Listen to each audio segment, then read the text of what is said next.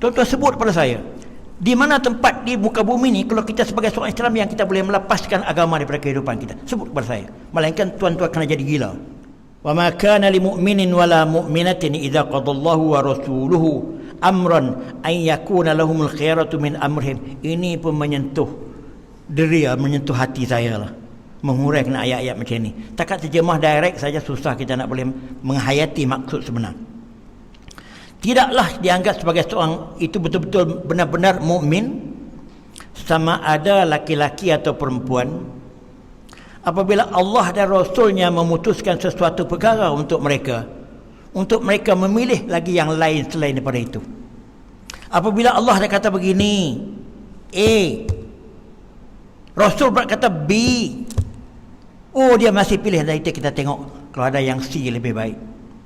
Sikap itu bermakna menolak apa yang Allah putuskan, apa yang Rasul putuskan, maknanya bagi dia masih ada pilihan lain. Itu sikap. Jadi ini termasuk kita tengoklah kalau ada idea yang lebih baik, kalau ada carangan lebih baik.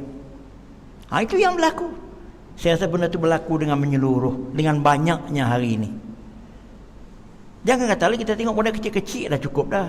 Kita dengan keluarga kita pun saranan berbentuk agama ni agak-agak sukat diterima. Kalau kita kontak dalam bentuk negara yang besar ni memang lagi-lagi rumit lah, ya tak? So saranan berbentuk agama ni agak-agak sukat diterima. Maka dengan sebab itu tuan-tuan sekalian, ini antara yang Tuhan sebut, tidaklah dia menjadi seorang mukmin yang betul-betul mukmin, baik laki-laki atau perempuan. Apabila Allah memutuskan sesuatu perkara untuk dia nak pilih yang lain selain daripada itu. Itu translation dan juga explanation yang agak direct. Maka dengan sebab itu tuan-tuan sekalian, saya apabila menginsafi suasana-suasana ayat ini dan juga maksud-maksud ayat ini dengan tafsirnya sekali, saya terasa saya tak nak kata pada orang lain, saya masih jauh daripada kehendak tuntutan iman yang sepenuhnya. Saya tak nak kata-kata kita semua nanti susah juga. Ustaz tu cakap bagi pihak dia seorang, sudahlah. Ustaz cakap bagi pihak orang lain. Tuan-tuan sekalian, dalam masalah iman ni ada 3 komponen ini. Hati, mulut, tingkah laku, perbuatan. Yang orang dapat nilai 2 ni yang luar ni, iaitu mulut kita mengaku, tingkah laku kita. Yang di dalam orang tak nampak tengok, Tuhan saja yang tahu. Tapi pembuktian yang ada di dalam tadi melalui mulut, mulut semua orang mengucap okey. Melalui tingkah laku yang saya sebut tadi. Berbagai-bagai penentangan atas nama tapinya. Berbagai-bagai nanti kita tengok dululah kalau ada idea yang lebih baik. Kadang-kadang kalau kita cadang tu dalam penyumpaan yang not directly related to religion lah, kita dalam penyumpaan kemasyarakatan. Kalau kita cadang apa-apa, ini bukan soal agama Ustaz ni, benda ni sokan tidak ada kena-mena dengan agama ni. Apa yang Ustaz cakap tadi di masjid sesuai lah. Itu dikata begitu.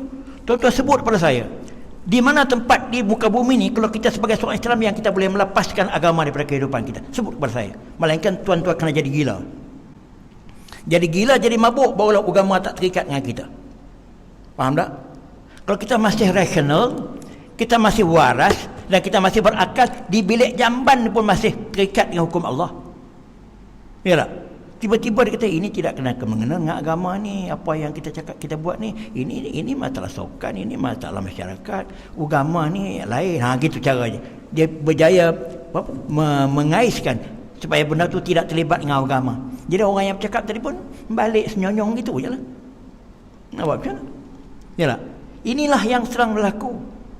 Minta maaf saya bercakap ni mungkin agak sikit sebanyak menyentuh saya dan orang lain juga, tapi saya nak bercakap dalam perspektif Al-Quran tentang penghayatan kita tentang iman ini. Terus lagi kita tidak boleh menguatkan isu-isu seumpama ini,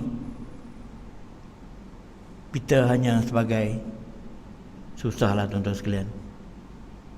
Jadi elemen pembuktian iman itu melalui tingkah laku perbuatan yang saya kata, komponen yang ketiga tadi, iaitu buktikan dengan tingkah laku dengan